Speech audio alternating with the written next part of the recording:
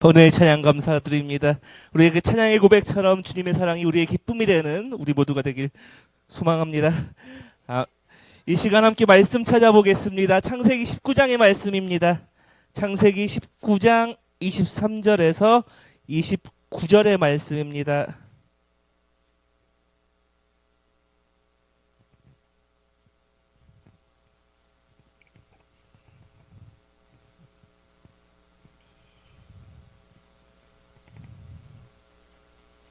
창세기 19장 23절에서 29절의 말씀, 제가 가진 성경으로는 구약 24페이지에 있습니다.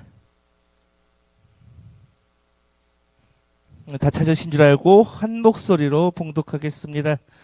롯이 소알에 들어갈 때 해가 돋았더라. 여호와께서 하늘 곧 여호와로부터 유황과 불을 소돔과 고모라에 비같이 내리사 그 성들과 온들과 성에 거주하는 모든 백성과 땅에 난 것을 다 엎어 멸하셨더라. 롯의 아내는 뒤를 돌아보았으므로 소금 기둥이 되었더라. 아브라함이 그 아침에 일찍이 일어나 여호와 앞에 서 있던 그곳에 이르러 소돔과 고모라와 그 온 지역을 향하여 눈을 들어 연기가 옹기 가마의 연기처럼 치솟음을 보았더라. 하나님이 그 지역의 성을 멸하실 때, 곧 롯이 거주하는 성을 엎으실 때 하나님이 아브라함을 생각하사 롯을 그 엎으시는 중에서 내보내셨더라. 아멘. 미련을 가진다는 거에 생각을 해보신 적이 있었나요? 특히 연인 사이의 미련. 우리는 영화나 드라마를 보면 헤어진 연인을 잊지 못해 미련을 가지고 있는 사람들의 모습을 봅니다. 실제로 이별을 하고 미련 때문에 집착을 하고 사고를 치는 사람들도 종종 보기도 합니다. 어떤 사람들은 술 취해서 옛 연인에게 전화를 합니다. 후회할 짓을 하는 거죠. 그러고 나서 아침에 후회를 합니다. 어떤 사람은 질질 울기도 하고요. 어떤 사람은 먹는 걸로 풀기도 합니다. 그 정도로는 애교로 볼 수 있는 문제들입니다. 그런데 이 미련을 가진다는 것 때문에 더 큰 문제를 일으키는 사람들이 있습니다. 어떤 사람들은 자신의 목숨을 버리기도 하고, 어떤 사람들은 미련 때문에 분노하여 상대방에게 해를 끼치기도 합니다. 불을 지르기도 하고 폭행을 일으키기도 합니다. 어떤 사람들은 헤어진 연인의 가족을 죽이고 헤어진 연인을 죽이고 나아가 가족까지 죽이는 사건도 일어난 적이 있습니다. 사람이라는 게 이 미련이라는 것을 누구나 가지고 있기 때문입니다. 좋은 방향으로 흘러간다면 이 미련은 좋은 일에 사용되기도 합니다. 삶의 원동력이 되기도 합니다. 아버지를 살리지 못한 그 미련 때문에, 그 한 때문에 응급차를 만든 인요한 박사님이 그 대표적인 예가 될 수 있습니다. 그러나 반대로 이 미련을 가진 것에 매몰돼 버려 자신의 인생이 잘못되고 어려운 일을 겪는 사람들도 있습니다. 오늘 본문에서도 이 잘못된 미련을 가진 것 때문에 최후를 맞는 사람이 등장합니다. 바로 롯의 아내입니다. 오늘 본문은 하나님께서 소돔과 고모라를 멸하시는 장면입니다. 소돔을 탈출한 롯과 그의 가족들은 소알로 피신하게 되었습니다. 그리고 아침이 밝아왔습니다. 그때 하나님께서 소돔과 고모라를 향하여 유황과 불을 비와 같이 내리셨습니다. 그리고 그 불로 인하여서 소돔과 고모라의 사람들을 멸하였고 심판하셨습니다. 그런데 이곳에서 오늘 본문의 롯의 아내는 잘못된 선택을 하게 되었습니다. 우리 오늘 본문 26절을 함께 읽겠습니다. 롯의 아내는 뒤를 돌아보았으므로 소금 기둥이 되었더라. 아멘. 오늘 본문의 롯의 아내는 뒤를 돌아보고 소금 기둥이 되어버렸습니다. 롯의 아내는 자신들을 피신시켰던 천사의 말을 무시하였기 때문입니다. 오늘 우리가 읽지는 않았지만 오늘 본문이 있는 19장 17절을 보면 이렇게 나옵니다. 그 사람들이 그들을 밖으로 이끌어낸 후에 이르되 도망하여 생명을 보존하라. 돌아보거나 들에 머물지 말고 산으로 도망하여 멸망함을 면하라. 천사들은 롯을 가족들에게 돌아보거나 들에 머물지 말라 하고 산으로 도망가라 말하였습니다. 그런데 오늘의 본문에 롯의 아내는 그 천사들의 말을 무시하고 그가 살고 있었던 소돔을 바라보았습니다. 그로 인해서 소금 기둥이 되었습니다. 그렇다면 왜 롯의 아내는 이 천사들의 말을 무시하였을까요? 그녀는 소돔의 생활에 만족하였고 소돔에서 어울리던 사람들을 잊지 못하였기 때문입니다. 성경 말씀은 보면 롯의 일가는 이 소돔이란 지역에서 꽤나 잘 나가던 것으로 보입니다. 창세기 19장 1절을 보면 롯이 소돔의 성문에 앉아 있다가 그들을 보고 일어나 영접하고 땅에 엎드려 절하며 나옵니다. 이 성문에 앉아 있었다는 것 자체가 소돔에서 장로라는 높은 지위를 가졌다는 것을 보여줍니다. 고대 근동에서는 성읍의 입구, 성문에 앉아 있는 것 앉아 있는 사람은 지역의 유지이거나 동네의 사건들을 판결해주는 지혜로운 사람이었습니다. 혹은 그 마을의 명성이 자자한 사람이었습니다. 롯이 소돔의 성문에 앉아 있었다는 것은 성읍에서 상당한 재산을 보유하고 있었거나 혹은 그에 걸맞는 지혜를 가지고 있었거나 또 혹은 그에 걸맞는 명성을 가지고 있었다는 것을 보여줍니다. 롯과 그의 가족은 이 소돔에서 상당한 지위를 누리고 살았다는 것을 알 수가 있습니다. 롯의 아내 또한 그의 재산과 지위를 누리고 살아왔을 것입니다. 그런데 어느 날 소돔에 살고 있던 롯의 가족에게 천사들이 찾아왔습니다. 그리고 이렇게 말합니다. 소돔이 곧 멸망할 것이야. 그리고 그 모든 것을 버려둔 채 떠나야 한다라고 말합니다. 여러분은 어떻게 하겠습니까? 오늘 본문에 소돔에 살고 있던 롯은 결단하였습니다. 그리고 그 딸들과 그녀 아내를 챙겨서 결단하여 소돔을 급히 떠나버렸습니다. 모든 재산을 버려둔 채 말입니다. 그러나 한 사람만이 이 소돔에서 누리던 것을 놓지 못하였습니다. 오늘 본문에 등장한 롯의 아내입니다.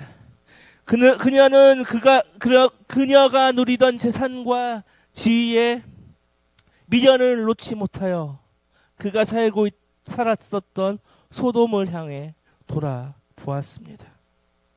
그녀는 과거에 집착하여 자신의 과거를 뒤돌아보았습니다. 그로 인해서 결국 소금 기둥이 되는 신세가 되었습니다. 우리의 모습에도 이 롯의 아내와 같은 모습들이 우리의 인생에도 있습니다. 우리의 모습에도 있습니다. 원래 우리는 죽을 수밖에 없었던 사람입니다. 그러나 예수 그리스도를 통해 그 죽을 수밖에 없었던 우리의 인생이 영원한 생명을 얻게 되었습니다. 그럼에도 불구하고 새 사람이 되었음에도 불구하고 자꾸 옛사람의 모습으로 돌아가려고 하는 게 우리들의 현재의 모습입니다. 옛사람의 모습은 어떠합니까? 각자의 옛사람은 다 다릅니다. 그러나 공통적인 것이 있습니다. 바로 탐욕을 가지고 있다는 것입니다. 이 탐욕은 우리가 그리스도인이 되고 믿은 사람이 되었더라도 놓기가 힘들 때가 너무나 많습니다. 그럼에도 예수님은 인간의 탐욕에 대해 경고하셨습니다. 그러나 그 경고에도 불구하고 우리는 그 탐욕을 통해 세상을 겸하여 섬기고 있을 때가 너무나 많은 것들입니다. 탐욕뿐일까요? 과거의 제약 안에서 살던 나의 모습을 그리워하기도 합니다. 그 즐거움을 잊지 못할 때도 있습니다. 어쩌면 과거가 실제가 되어 옛사람의 모습이 자꾸 올라와 그 과거의 내 모습을 누르지 못할 때도 있습니다. 그러나 그럼에도 불구하고 바울은 말합니다. 옛사람의 구습을 벗어버리라. 그것이 당연한 것입니다. 바울은 말합니다. 죄에게 종로를 타지 말라. 그러나 우리는 이 옛 습성을, 옛사람의 모습을 버리지 못합니다. 그러나 우리가 살아가면서 이 옛사람의 모습들을 끊어버리지 못하면 어떻게 됩니까? 죽음에 이르게 됩니다. 결국 세상 하나님을 떠나게 하기 때문입니다. 예수님을 믿고 예수님을 따라간다는 것은 내가 옛사람을 끊어버리고 과거와 단절된 채 오직 예수님만 바라본다는 것입니다. 예수님만 믿고 따라간다는 것입니다. 그걸 알고 있음에도 불구하고 우리는 미련을 가지고 있습니다. 세상의 것을 가지려 하고 세상의 것으로 판단하고 있습니다. 세상의 방식으로 살아가려고 하기도 합니다. 세상의 성공이 하나님이 주신 성공인 양 자랑하고 살기도 하는 게 우리들의 모습입니다. 그러나 예수님은 말씀하십니다. 이 세상의 것은 유한하다. 심판을 받을 것이다.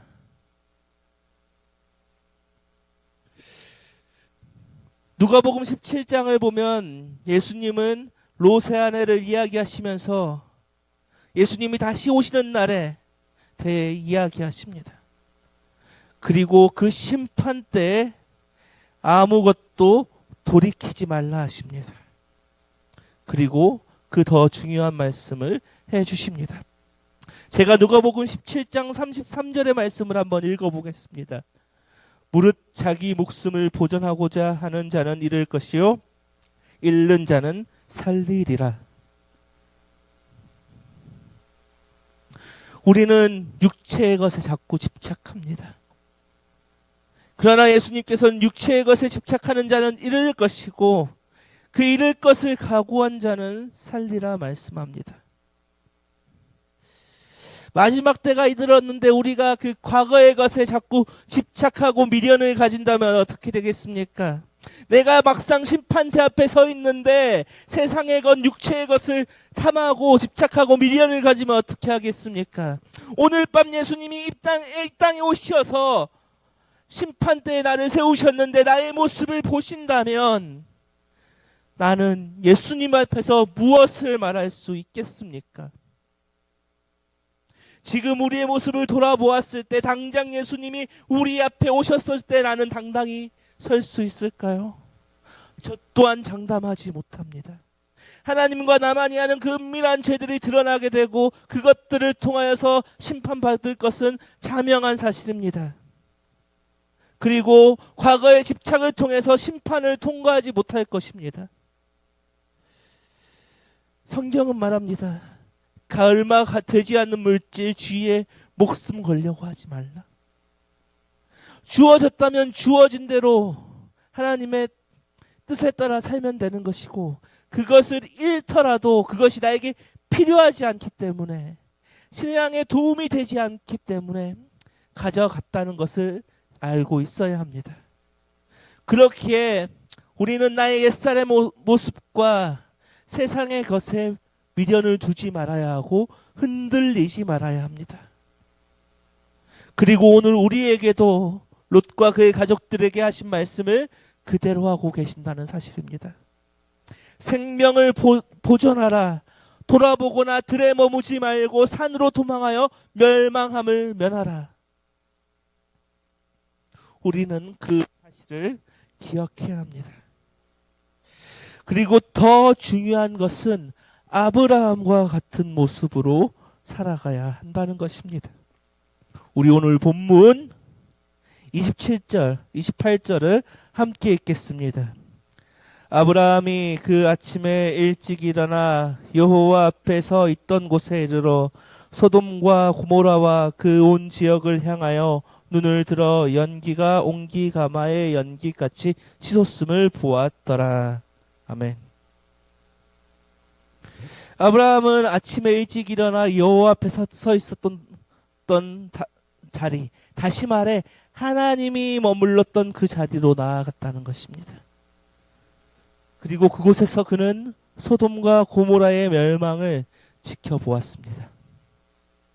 아브라함은 하나님의 뜻에 따라 살아갔습니다. 이끄심에 따라 살았습니다. 그 하나님이 보여주신 곳으로 가서 안전하게 살 수 있었습니다. 우리에게 가장 좋은 것은 우리가 언제나 하나님과 동행하는 것입니다. 가장 좋은 것은 하나님의 뜻에 따라 살아가는 것입니다.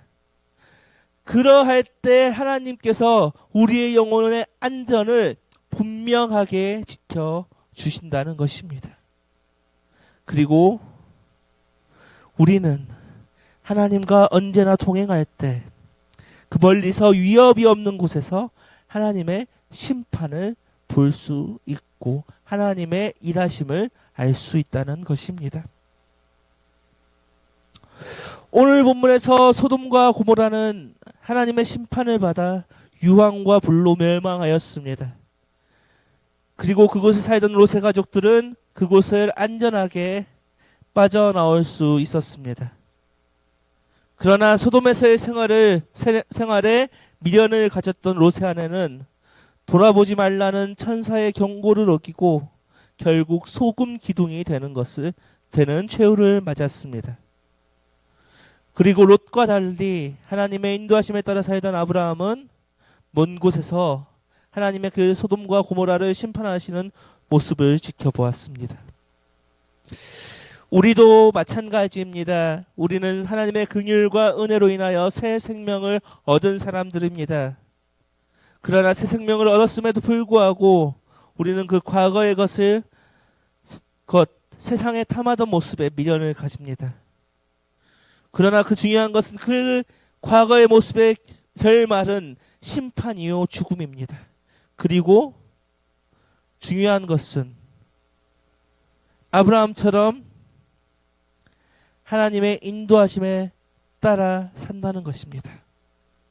우리도 오늘 본문에서 롯의 아내처럼 세상의 미련을 갖지 않고 온전히 아브라함처럼 하나님의 인도하심에 따라 살아갈 때 우리는 하나님의 일하심을 언제나 함께 볼 것을 기억하는 우리 모두가 되기를 소망합니다.